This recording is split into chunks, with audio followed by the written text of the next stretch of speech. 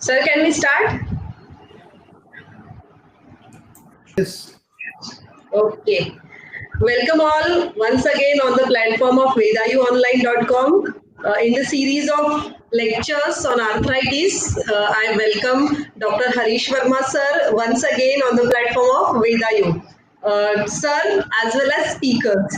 So we'll start with the introduction of the celebrity doctor, Dr. Harish Verma sir. Vaidya Harish Verma is one of the India's most outstanding Ayurvedic consultant and is the founder of Canadian College of Ayurveda and Yoga. He is also founder and director of Best Ayurveda Limited Canada. He had been one of the top invitees for consultation for many celebrities, including late President of India, Dr. Shankar Dayal Sharma, Shatrughan Sinha, Mr. Shatrughan Sinha, as well as producer director B.R. Chopra. So, and many other celebrities came for consultation. Vaidya Verma is a gold medalist from Nanak Dev University and was a member of government of National Institute of Ayurveda, Jaipur. So, sir, he is also faculty of the honors program in Ayurveda at Thames Valley University, London. So, list will go on and on. So, and now here we are came to listen Vaidya Harish Verma, sir. So, today's topic is gouty arthritis. But many viewers are again from BAMS students also. So they want one question because previously we see osteoarthritis as well as gouty arthritis. Today we are going to see and rheumatoid arthritis. So sir, I want to ask one question that what is the clinical difference between rheumatoid arthritis and osteoarthritis? Osteoarthritis is a degenerative joint disease. Usually it is seen after age of 50 years. But rheumatoid arthritis is a autoimmune disease and it is generally it starts at the age of 20, 25. So that is one point. If a young person aged between 20 to 30 is coming with the complaint of joint pains, we have to think of rheumatoid arthritis. The cardinal symptom of rheumatoid arthritis is morning stiffness greater than 1 hour duration. And rheumatoid arthritis generally starts from usually from the fingers of the hand, but however it can start from any joint, but generally it starts from fingers of hand. And patients generally complain that they feel lot of stiffness in the body after period of rest, or when they get up in the morning they feel lot of stiffness. Generally stiffness lasts for around 1 hour or more than 1 hour. But in osteoarthritis, stiffness can be seen, but it can be up to 15 minutes to 20 minutes, maximum to 30 minutes. And osteoarthritis is usually seen in weight bearing joints like knee joint or hip joint. But rheumatoid arthritis is seen in small joints, usually fingers of hand, and then the wrist, then the elbow, shoulder. However, rheumatoid arthritis it's a systemic disease. It can be seen in any part of the body. It can be seen in any joint of the body. So major symptom like morning stiffness greater than 1 hour duration. This is a cardinal symptom. It differentiate clinically. Then after investigations, say for example, when we send the blood sample for in the lab for ESR, for rheumatoid factor, ANA antibodies, and anti-CCP test. So these are negative in cases of osteoarthritis. And osteoarthritis, as I mentioned, it's a degenerative joint disease. So we can see the osteophytes in the X-ray, and we can see the reduction in joint space in the X-ray. If we look at the X-ray of the knee of the patient, particularly actually of the affected joint, then we can see there is a reduction of the space between two bones. So osteoarthritis, the other point is osteoarthritis, it generally it's a slowly progressing disease.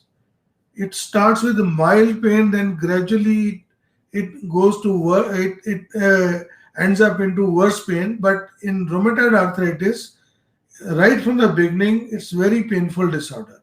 So these are some differences, but ultimately, when we when we send the blood sample for the testing, that is a confirmatory test whether it is rheumatoid arthritis or it is osteoarthritis. And sometimes, as I mentioned in my last lecture, rheumatoid arthritis ends into osteoarthritis because osteoarthritis is a degenerative disease, and rheumatoid arthritis, it ends into some, because if it is poorly managed, it ends into deformities, and deformities are osteoarthritis. Deformities are degeneration of the joints. So rheumatoid arthritis ends into osteoarthritis. So is there any Okay, question? sir. Thank you very much. For the clinical differentiation is very important for a doctor as well as for a patients, because after getting some disease, they will get half doctor also. Yes. Going through that pain and everything. So arthritis means a disease causing painful inflammation and stiffness of joint. And there are many types of arthritis like RA, OA, gout. So according to modern science, there is a no cure for gout, but we can manage gout. So we are eager to see that how can Ayurveda help in gouty arthritis. So today's topic is Ayurvedic view on gouty arthritis. Yes. So welcome to all the viewers on my lecture on Ayurvedic view on gouty arthritis. So gout is a condition characterized by the deposition of monosodium urate or uric acid crystals in the joints or soft tissue. Generally, gout is a atypical arthritis, or gout is a typical arthritis which is seen in the big toe. So if we start from this point, a typical gout attack is characterized by a sudden onset of severe pain, swelling, warmth, and redness of the joint. And gout is seen generally in the big toe of the foot. And most commonly, uric acid crystals affect the joint in the base of the big toe. Gout attacks often occur without warning in the middle of the night. Now, what is uric acid? This is very important to understand. When we eat proteins or the purine-rich diet, when proteins are burnt, we get energy, and the end result of the protein metabolism or the purine metabolism is uric acid. So uric acid is a waste product removed from the body by kidneys or intestines and released in urine and stool. So purine food is red meat, organ meat, dried beans, peas, mushrooms, nuts, dried fish, strong alcohol, whiskey, gin, and rum and beer, then the fructose rich salad and the fruit juices. These all are protein rich or purine rich food. When somebody eat these kind of food, then the uric acid level goes up. But there are certain other conditions when the uric acid is not excreted through the urine, not excreted by the kidney through the urine. So uric acid level goes up by eating high purine diet, and in overweight patient, kidney diseases. So sometimes people are not eating purine rich food, but due to kidney malfunction or due to low functioning of the kidney, the uric acid level goes up. We generally see in CRF cases, chronic renal failure cases, uric acid is also raised. So some people are taking diuretics. That is also one of the cause of raised uric acid. Drinking alcohol in excess. Diabetic people are also prone to get hyperuricemia, underactive thyroid, and sometimes it is genetic also. It runs in families. So when the uric acid is only increased if there is no symptom, this is the early stage of the gout. But when there are symptoms like pain in the joint and swelling in the joints, that is called symptomatic gout. It is seen in acute gout. Then there is intercritical gout and the chronic gout. If we look at the symptoms of acute gout, there is intense joint pain. The pain is likely to be most severe within first 4 to 12 hours after it begins. Most common site of initial attack is big toe. We can and usually occurring at night or in the early morning. Affected joints become swollen, tender, warm, and red. Generally, it involves one or few joints. Other sites are ankle, it's seen in ankle, heel, knee, wrist, elbow, or fingers. So acute gout becomes chronic after few years, and when it becomes chronic, patient complain frequency of attack increases, frequency of arthritis or the pain in the joints, it increases. Continuous deposit leads to damage of joints and chronic pain. Patients may develop large subcutaneous tophi. These are tophi. If you look at the picture, we can see there are stone-like structures, and these are also seen in the pinna of external ear, eyelids, and sometimes around joints or even around the nose. We can feel the some stone-like structures around the joints. And urate crystals in the kidney leads to renal disease. Articular cartilage may be destroyed due to gout. So chronic gout, sometimes it goes in remission. We call it intercritical. And for the diagnosis of the gout, generally when the patient comes to our clinic, we take the history of the patient, and there is a clear history. Patient generally complain that we get either they are of chronic gout or they are of acute gout. They complain pain. Generally, single joint or two joints are involved. Generally, so if any patient who is complaining single or a monoarticular pain, generally we think of gout first. So gout is a typical attack as I mentioned, characterized by sudden onset of severe pain, swelling, warmth, and redness of the joint. So this is the history of the patient. Then on examination, we see there is a redness on the joint, and when we send the blood test, we generally find ESR is raised and uric acid level is also raised. But other tests we also rule out like rheumatoid arthritis. There should not be RA factor in the blood. There should not be anti-CCP. So confirmatory diagnosis of gout is made by uric acid level and the ESR. And in chronic cases, X-ray is also important. As far as allopathic treatment is concerned, they give allopurinol, colchicine, etc. But they are very temporary medicines. So why people want to turn to Ayurvedic treatment of gout? They are dissatisfied from the results of allopathic drugs. As they stop the medication, disease usually relapse. Allopathic medicines cause a lot of side effects on long-term use.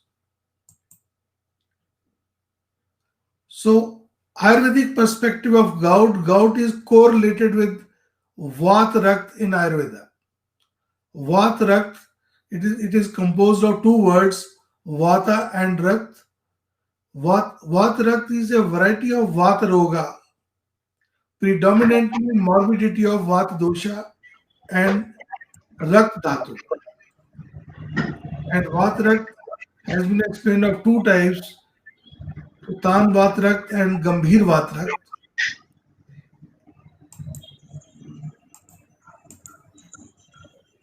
Before going to symptoms of Vat Rakt, I want to explain what are doshas. In my last video, I mentioned that doshas basically are the three energies. These are not the substances derived from five elements, Panch Mahabhut, which are responsible for all the physiological and pathological processes within the body. When these energies are imbalanced, they cause disease in the body.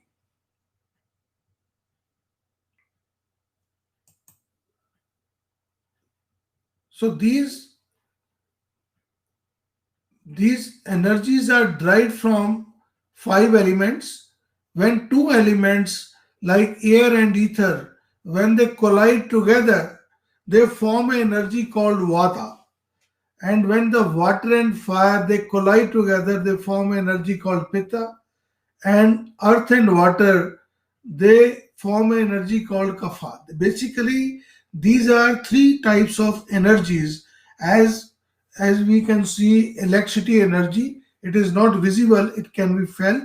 So similarly, these are three types of energies which have different properties. And if we have to see the example of these three types of energies, we can see hurricane can be compared as a vata energy. So hurricane is a, if you look at hurricane, it is energy which is derived from air and space. So movement is the quality of a hurricane or a vata energy. This energy can, so this vata energy controls bodily functions associated with motion. And similarly, pitta energy and kapha energy in Ayurveda text, vata energy is further described as five types of vata, that is pran vayu, udan vayu, vyan vayu, saman vayu, and apan vayu. So in Ayurveda text, the various organs have been described as the seat of that particular energy. So the properties or the qualities of these energies has been described, and when particular subtype of dosha is increased or decreased in the body, that leads to a disease in the body. And similarly, pitta energy is derived from fire and water element. When two elements collide together, they form energy. If you see the example of steam is a very powerful energy. We can run the steam engines. So steam is a composition of fire and water. In body, energy that transforms food into energy and controls body temperature, that is called pitta. And in Ayurveda text, pitta has been described of five types: Pachak Pit, Ranjak Pit, Sadhak Pit, Alochak Pit, and Brajak Pit.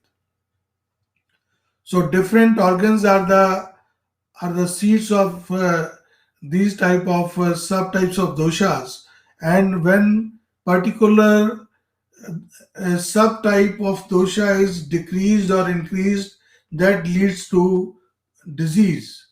So various diseases has been mentioned, and the third energy is kapha energy.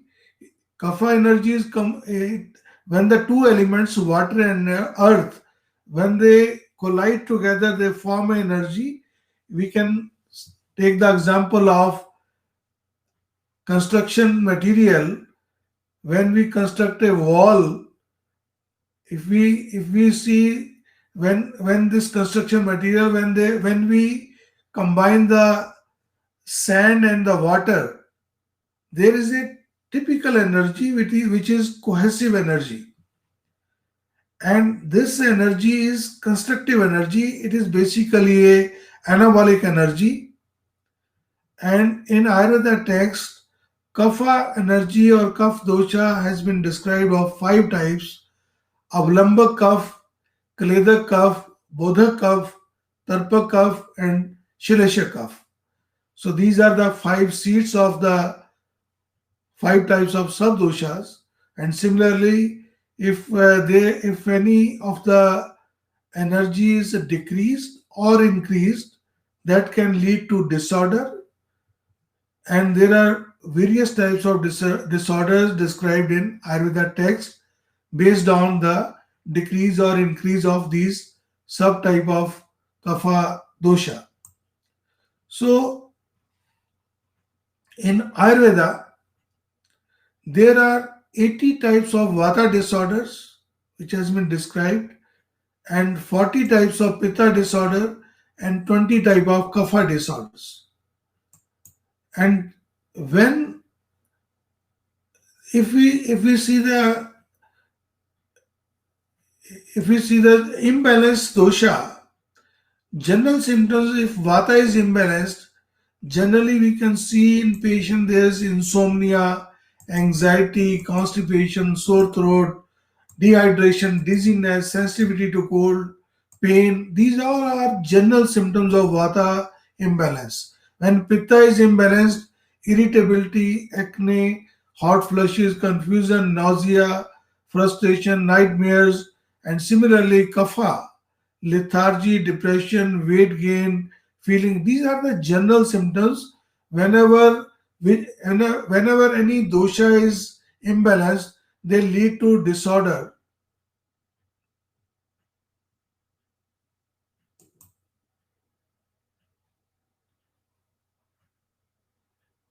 Now I am coming now to Vatrak. As I mentioned, Vata and it's a Vatrak is a disease in which both the Vata Dushti and the Rakt Dushti is there. So this is the pathology of the Vatrak. And if we compare the symptoms of Vatrak that are described 5,000 years ago in Ayurveda text, they are very similar to the symptoms of acute gout and the chronic gout.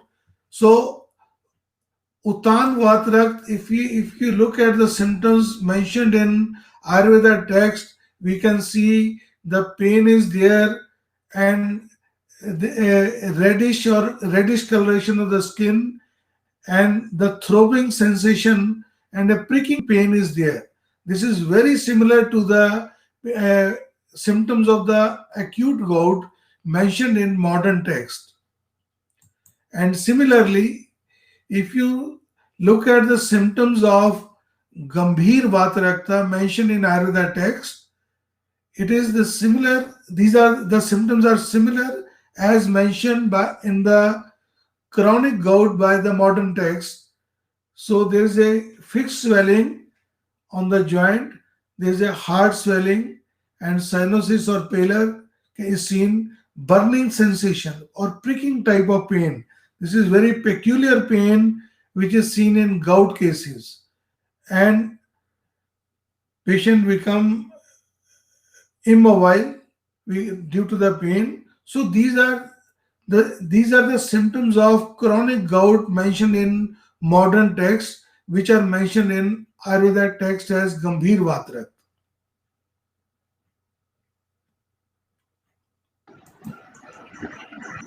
So as far as the treatment is concerned, Ayurvedic treatment is composed of Sanshodhan Chikitsa, detoxification of the body, Sanshaman Chikitsa, which are natural medicines, dietary regimen, ahar, lifestyle regulations, and Vihar. Yes, sir. The topic is going more and more beautiful. First, we learn rheumatoid arthritis, and in Ayurveda, it is Am Vata. We learn about Ama. Then we learn osteoarthritis as a Sandhivat, and today we are learning gouty arthritis as a Vata Rakta. So now eager is more to learn about Ayurveda treatments also. Yes. So detoxification of the body, as you are aware, Panchkarma is the process with which we detoxify the body. And so Vaman, Virechan, Nirvan, Anvasan, Asthapan, Vasti, and the Nasyakaram.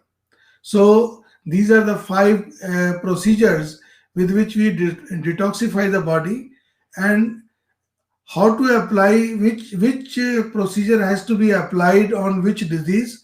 It is all mentioned in Ayurveda text. For patients of Vat, Rakt or gout, first Abhyang is Abhyang is mentioned, and there is a preparation called Pinda Tela.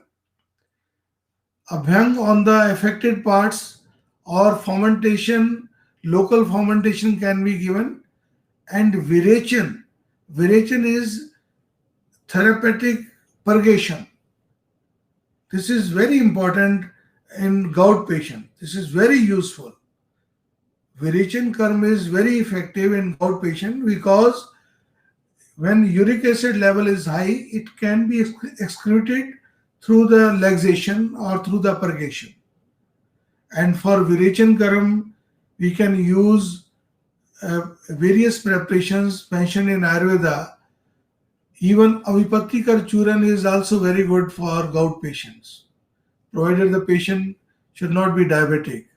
Or Sena we can use as Sena, or there are even the Trifla is very effective. It can be used in large quantity, or the Haritki can be used for the Virechan. So Matra Vasti is also given of Mahanarayan Tel or Narayan Tel. 40 ml anima of Narayan Tel is daily given. So this is the Sanshodhan Chikitsa mentioned in Ayurveda text. So there is a Sanshaman Chikitsa. Sanshaman Chikitsa are the natural medicines. We can treat the patients of gout with certain medicines.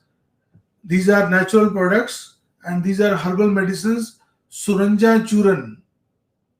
Suranja is colchicine. The modern medicine colchicine is derived from Suranja. They are also using. But colchicine was described in Ayurveda first. The modern medicine people have taken the concept from the Ayurveda. And colchicine has been found very effective even today. And Piplamul Churan is also very effective. We can combine it, colchicine and Piplamul Churan. 500 milligram, half gram of each, we can combine and we can give to the patient twice a day with water. Then Kishore Google, 4 tablets twice a day is very effective.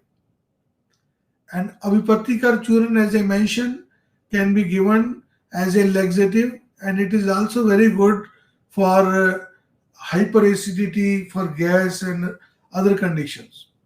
And Pendathel can be applied on the affected part.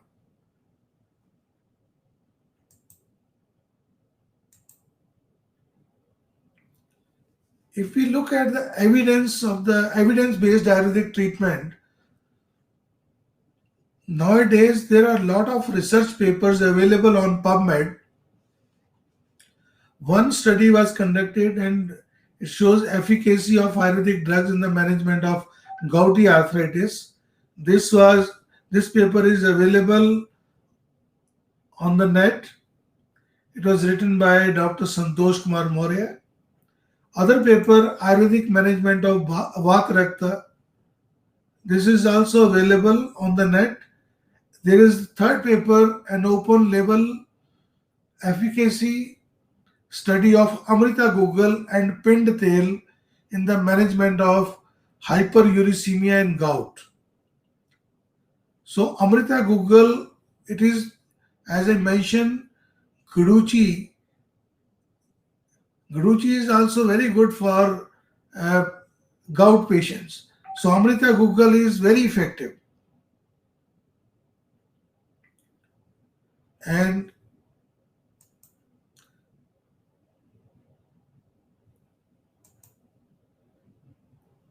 but in gout patient, as I mentioned, uric acid, generally we have to stop the production of uric acid by controlling the diet. If patient is taking too much purine rich diet, then uric acid will not be controlled. So Pathya mentioned in Ayurveda is very important for the management of gout.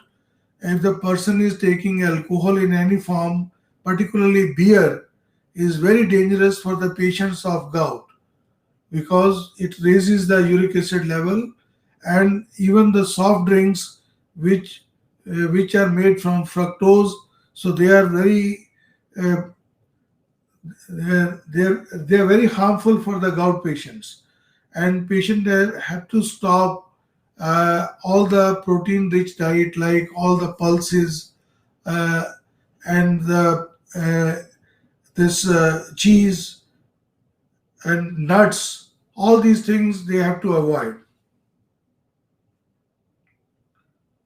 I think some people are posting question. Before I'll proceed further, Dr. Shraddha, you can see the question. Yes, sir. Yes, sir. Yes, sir. One question is there: how you differentiate between symptoms of excess uric acid pain in fingers and rheumatoid arthritis? Gopal Mohan Sharma asked this question.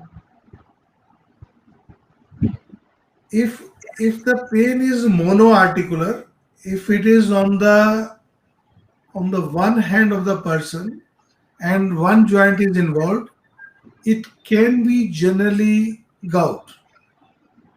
But if it is bilateral pain in both hands and the swelling on both the fingers of the hand is seen, and there is a morning stiffness or stiffness after period of rest for more than 1 hour, that could be rheumatoid arthritis.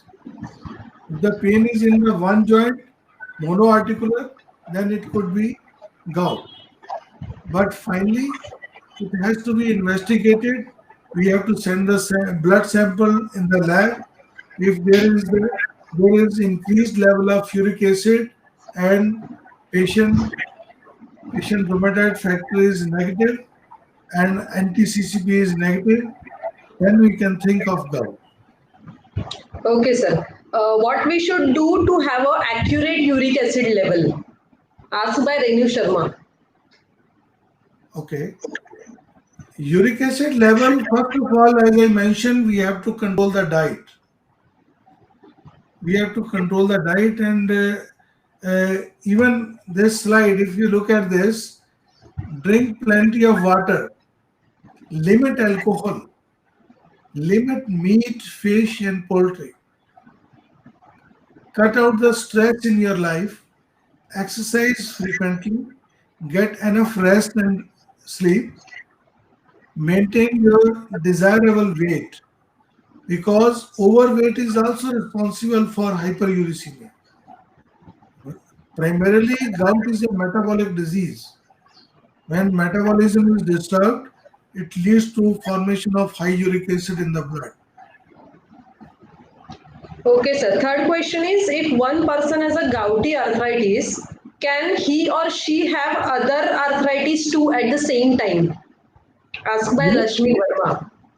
yes, it is possible, because if somebody is having gouty arthritis, they can also have rheumatoid arthritis, or if a person is having rheumatoid arthritis and they are eating more proteins, they can also have uh, a high uric acid level, or sometimes the patient suffering from rheumatoid arthritis, they keep on taking NSAIDs, non-steroidal anti-inflammatory drugs, which can affect their kidney function, and then their uric acid starts elevating, and then it can lead to hyperuricemia, Hyperuricemia, when the uric acid get deposited in the joint, it can lead to gout.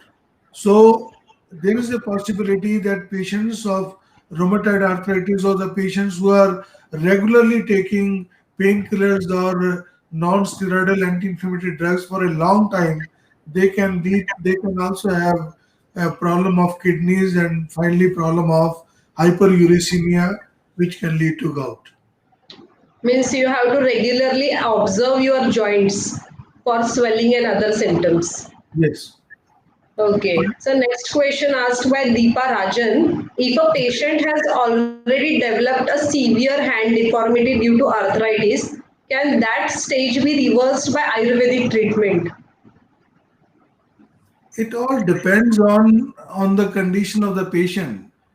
If the person is having deformities, it all depends how much deformities are there. Sometimes they cannot be cured, they cannot be reversed, but in some patients they have to be reversed with the surgery, and in some patients uh, Ayurvedic treatment can help in regeneration of the damaged cartilage, but it all depends on the severity of the deformity. If sometimes the severity is too much, that it has to be corrected by the surgery only. Okay, sir. Can applying hot fomentation over the affected joint be helpful in any way in a gouty arthritic patient? Sometimes hot fermentation, yes, it gives temporary relief, but the final relief will only come when the uric acid level will be controlled uh, with the diet control and by correction of kidney function. We can improve the kidney function. These medicines, which are mentioned in Ayurvedic text, like as I have explained, Amrita Google or even the Punarnava Google, these kind of medicines, they improve the function of the kidney and they control the uric acid level. But we have to follow the pathya mentioned in Ayurveda text. We have to restrict the patient for consuming uh, this high protein diet, mainly the paneer, cheese, and uh, uh, these lentils, all these things. You cut down all favorite list.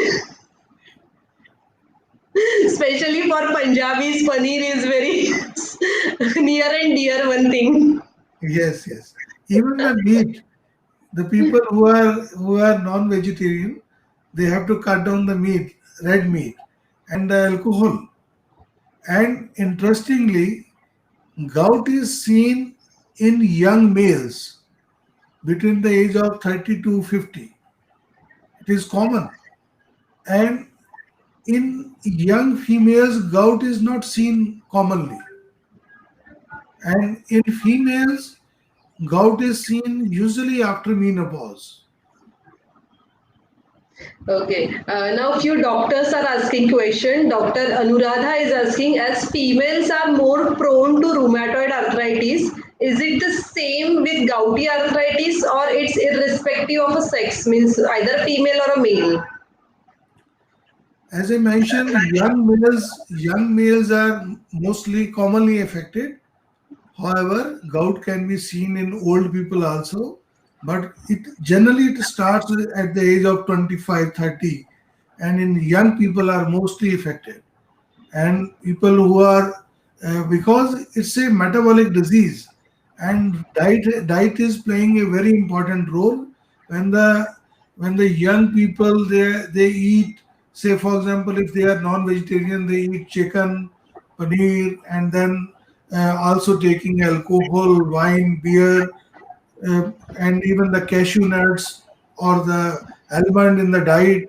These all are purine rich diet. They keep on increasing the purine in the body, and finally uh, uric acid is produced excess in the body, and once it goes beyond the level of the normal value, then it start depositing in the synovial membrane of the joints. And once it is deposited, it leads to inflammation, and then inflammation leads to severe pain in the joint. So this is how the pathology starts. So we have to control the diet. And as far as I mentioned, young males are most affected. In usually, it is not seen in young females, but in females, it is commonly seen uh, in after menopause. So ऐसे एक कहावत है कि जो बोओगे वही पाओगे. So I think diet and lifestyle is more important. Yes, yes, yes. Dr. Sheetal is asking how effective could be the use of Jaloka. Jaloka I have never used because in Canada we cannot use all these things. We can only use herbal medicine, but Jaloka it could be effective. I have no experience, but I don't know whether it is because it all depends whether it will remove the crystals from the particular joint or not. But I think the best route is through the if we properly excrete the uric acid through our system, because uric acid can easily be passed out from the urine or the intestines or with the stools. So we can, it is the best idea is to to treat uric acid patients with the medicines which increase excretion of uric acid through the urine or the stool. Okay, sir. Deepa Rajan is asking that is there any possibility that a patient may be suffering from gout even if his or her uric acid levels are normal? Yes, because uric acid level, I want to share my experience here. Normal level of uric acid, it all depends on the lab, which reagents they are using to test it. So some people they say up to 6 it is normal. Sometimes up to some reports 7 is normal.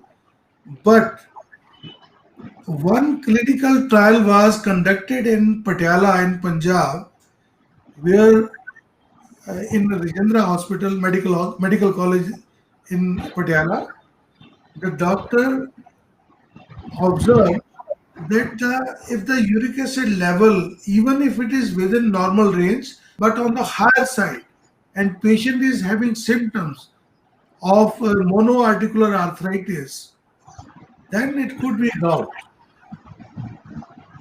तो मेरा एक question आपसे है कि उपशय क्या होता है? उपशय Upashay means after giving treatment, if patient feels relaxed, then it is upashay. And if patient is not feeling well, the symptoms are going on, then that is anupashay. और इसका रिवर्स क्या है? Anupashay. हाँ, उसमें क्या होता है? After giving treatment, patient is still going with his or her pain. और अनुपशय और क्या हो सकता है? Then we have to see the clinically that we are going right or wrong with the diagnosis. Yes. So in other words, if anything which aggravate the disease, that is called anupshay. Am I correct? Yes, sir. So if the person is coming with high uric acid level or with a low uric acid level and you are suspecting it could be gout, so you can give anupshay. Anupshay.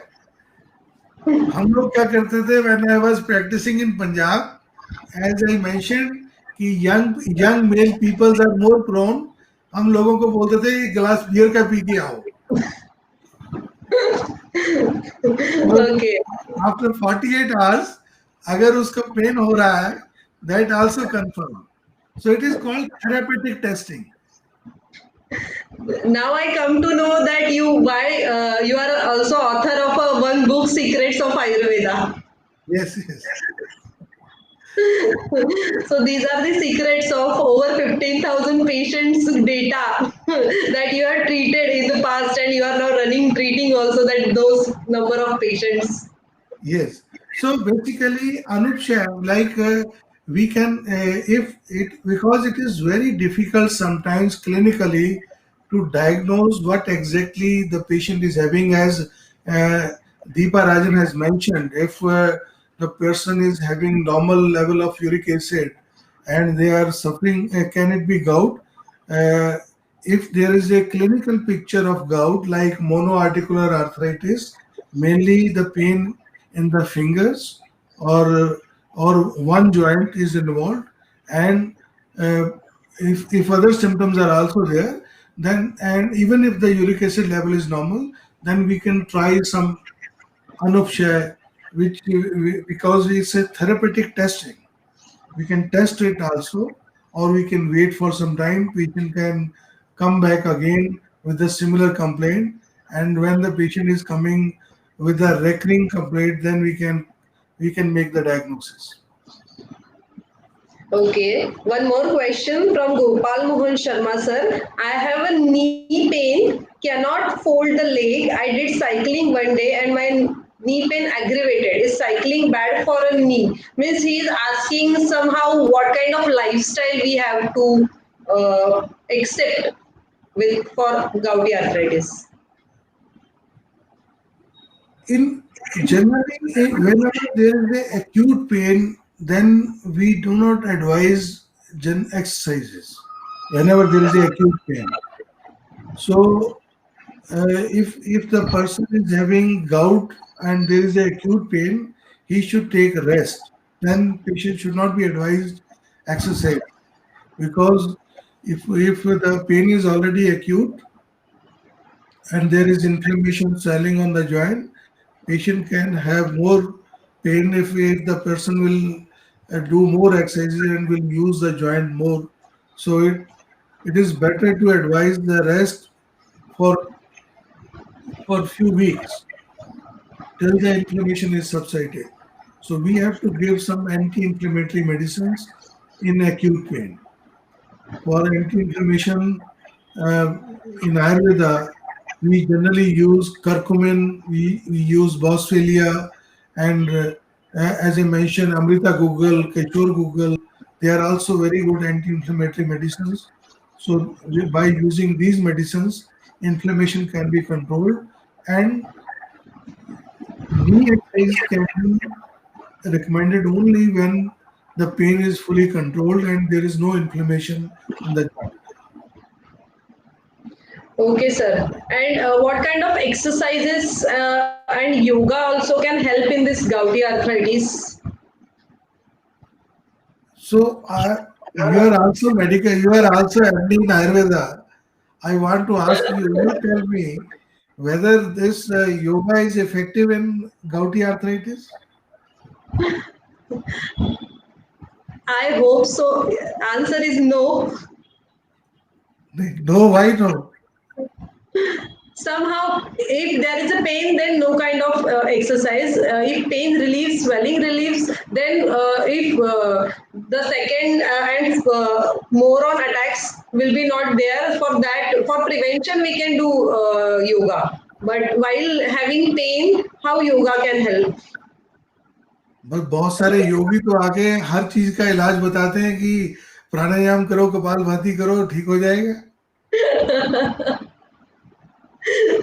Sir, we will take a lecture on myths and facts of exercise and yoga. So yoga में क्या, what is the difference between yoga and exercise? Yoga is anaerobic exercise, and exercise is aerobic full on. It's a passive thing, yoga, not an active thing. So yoga is just like exercise. Both are two different things. Like what? What is the difference? The same, that is, yoga is a passive exercise, it is anaerobic exercise. There is no active VO2 max increases in which that is active exercise. In my views, yoga is a much larger term. Like there is an involvement of mind in the mind in yoga. Like if we are doing only physical exercise, this is just a exercise. When the mind is involved with the exercise, that is called yoga. This is one part, one definition of yoga. However, the larger definition is when we connect our soul with the super soul. आत्मा को परमात्मा के साथ मिलाने की विधि को योग कहते हैं. योग is not just योगस्तु चित्तवृत्ति निरोधः. क्या कहा? योगस्तु चित्तवृत्ति निरोधः. Yes, yes. That is the correct definition. So basically, we have to control the mind. So merely doing exercises will not help. And in yoga, energy is conserved as control of breath is maintained. Yes, sir. Somebody has in the chat. Yes. Energy. Actually, we will do some webinar on yoga also. Yes, yoga, sir. People think by doing Kapalbhati pranayam, this is yoga. In my views, it is not correct. Yoga is a complete process. If you look at the yoga mentioned by Rishi Patanjali, he has mentioned that there are 8 steps of yoga. First is yam, then niyam, then asana. Asana is the 3rd step. And 4th is pranayam. Then pratyahar, dharana, dhyan, samadhi. So it has to be, a person has to move step by step to the 8 steps. Just by doing pranayam is not enough. It cannot be called yoga. So it's a method of drawing energy from the cosmos. And particularly in pranayam, when we inhale from the left side is Chandra Nadi and right side is Surya Nadi. When we inhale from the left side, we are connected with the energy of moon. And when we inhale from the right side, we are connected with the energy of sun. So this is the importance of Anulom Vilom. When we are inhaling from left nostril, exhaling from right, we are connected with moon. When it is opposite, we are connected with the sun. So we are maintaining our temperature. It is not carbon dioxide or oxygen. Many people say, oh, we are getting more energy, more oxygen in the body, and oxygen is not a concept of oxygen or carbon dioxide. It's a concept of connecting with the cosmos and drawing energy from the moon and sun. And that is one part.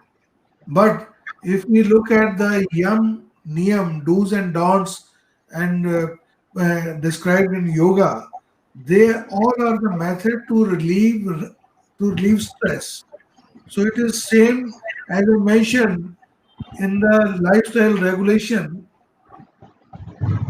Cut out the stress in your life. So yoga is a wonderful mechanism to relieve stress in your life. Now coming back, there are some home remedies. Oh, it's also useful in osteoarthritis and also useful in gouty arthritis. So celery seeds, they are available. अजमोद बोलते हैं इसको India में. अजमोद. So ajmod celery seeds, this is very effective. Fenugreek seed, these are methi dana. These are also very effective for gout patients. And similarly, the turmeric is very useful. People in West, they are also using turmeric for many disorders. It's very popular in West.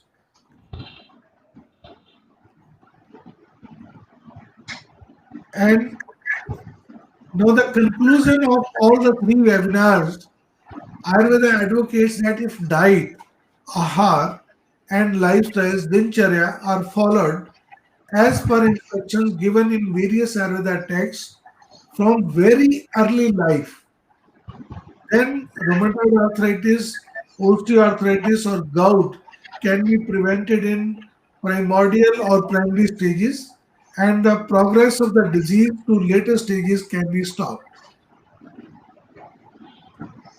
So, so this is all about gout for today. If there is Yes, any sir. question you can ask, then we will move to other seminar next in our next session. Yes, Is sir, there any? definitely. Very informative talk, and a lot of replies are coming. And one special request, which is your favorite area, I request Dr. Harish Verma sir for holding a webinar on ulcerative colitis. Okay, we will do a webinar, but the There is next a huge webinar, demand, pardon? huge demand for ulcerative colitis to learn Yeah, from yeah, you. we'll do it.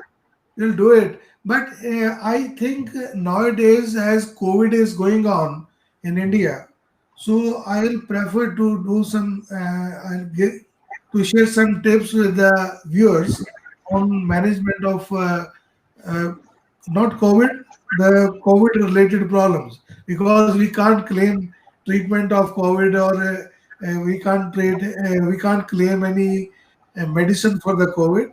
So how to enhance your immunity, which will help the people to improve the immune system and to prevent many viral infections. And similarly, on the same pattern, even this COVID can be prevented if you improve your immune system.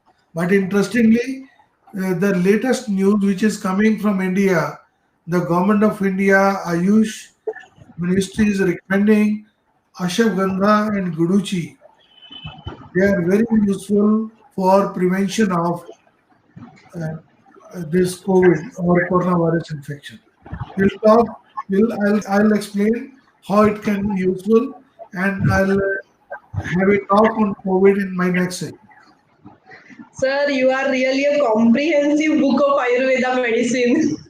Again, you proved your second title also of your book. Sir is the author of two good books, that is comprehensive book of Ayurveda medicine and secrets of Ayurveda. So just go through that also.